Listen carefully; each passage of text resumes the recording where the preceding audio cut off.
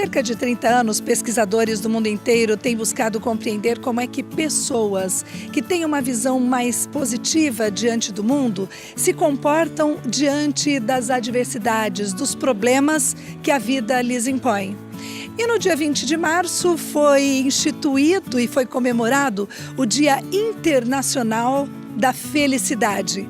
Hoje nós estamos aqui no Armazém Café e é sobre esse tema que nós vamos falar com vocês, essa tal felicidade.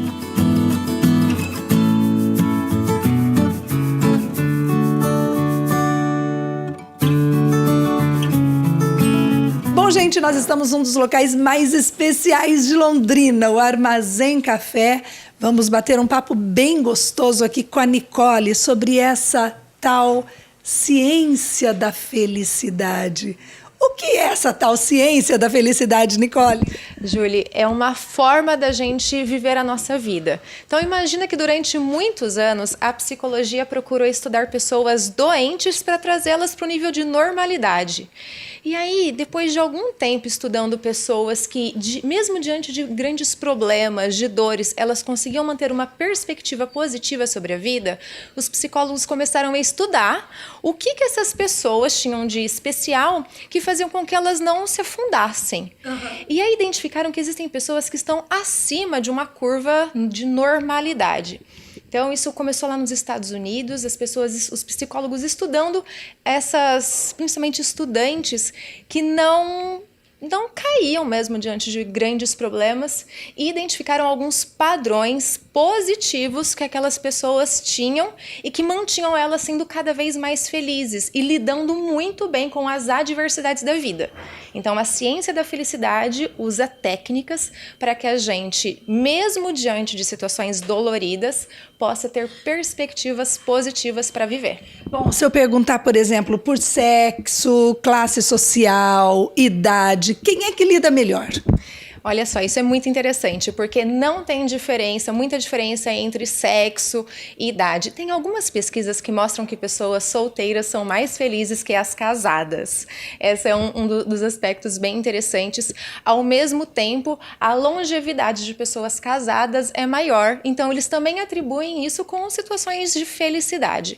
Agora, o interessante é que geralmente a gente pensa que pessoas com uma condição de vida mais abastada são mais felizes.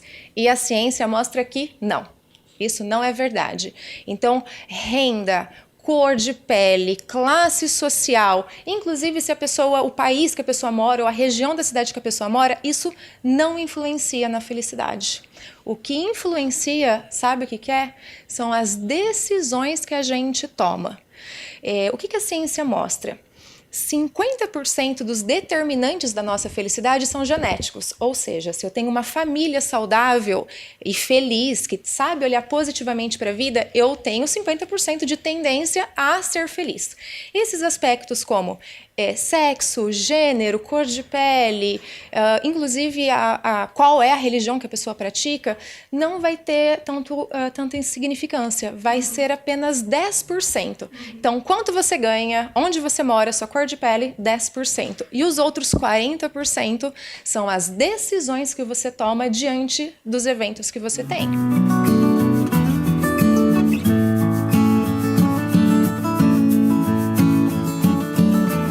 Agora, Nicole, como ser feliz sem ignorar essa realidade cada vez mais competitiva com a qual a gente vive?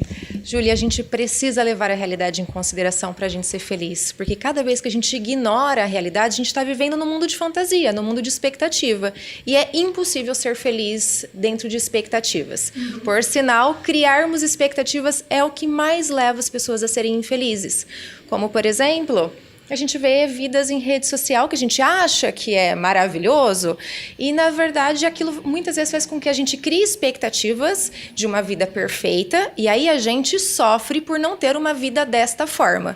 Então, é fundamental que, diante da nossa realidade, com perdas, com pessoas que às vezes não nos apoiam, com as decepções, com as dores, com os medos, com as raivas, a gente olhe para tudo isso e então decida ser feliz. O que fazer se eu tenho encarado, ou a pessoa que está nos assistindo, tem encarado a vida não tanto desta forma positiva, em função de vários problemas, enfim, o que fazer nesse sentido, Nicole? Existem muitas técnicas, Júlia. Agora, 70% da nossa felicidade, daquilo que a gente pode fazer a respeito da felicidade, 70% está relacionado aos nossos relacionamentos.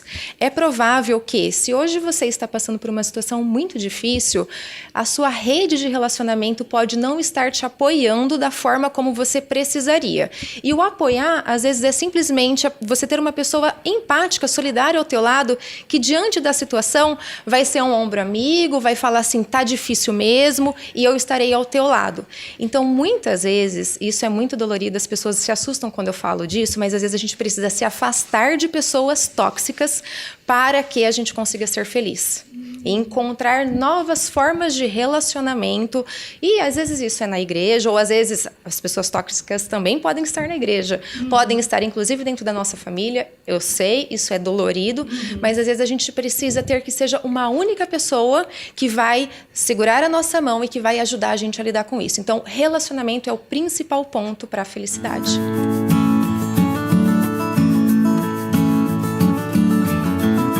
Bom, e há alguns dias você esteve em Miami, num congresso internacional com experts da ciência da felicidade. O que é que se discute, Nicole, num congresso como esse? E o que é que você trouxe assim de inovador para a gente colocar na prática mesmo? Esse congresso ele reúne cientistas, psicólogos que estão estudando realmente no laboratório e fazendo pesquisas com as pessoas, mas também trouxe empresários, empreendedores, pessoas que fizeram transição de carreira, que sofreram por não ter uma vida feliz e decidiram mudar de vida. Então ele une teoria e prática, por isso foi um congresso muito maravilhoso. E o que eu trouxe de mais importante foi a importância real da gente sentir, Julie, da gente levar em consideração o que nós sentimos. Então, todas as vezes que eu passo por uma situação adversa na vida, é importante que eu sinta raiva, medo, frustração, angústia, tristeza, é importante que eu chore e depois que eu sentir, eu tomo a decisão de ter uma vida melhor. Então, a ciência da felicidade, ela ajuda a isso. O que eu posso fazer para que, diante dessas situações, eu vou escolher. Então, ok, ao invés de eu focar no problema, eu sinto aquela dor e aí eu foco, ok, como que essa dor, essa situação que eu estou vivendo pode me tornar uma pessoa melhor? O que ela tem para me ensinar que vai fazer com que eu seja ainda mais forte, que eu fortaleça em mim os meus talentos?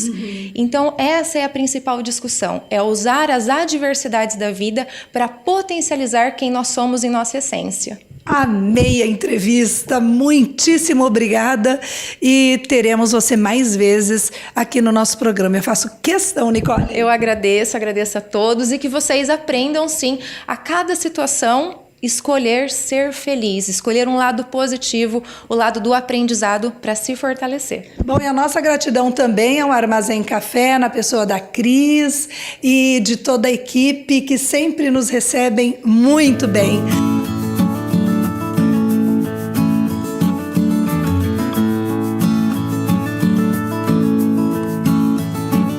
E você, como é que tem se comportado diante das adversidades, dos problemas que a vida lhe impõe?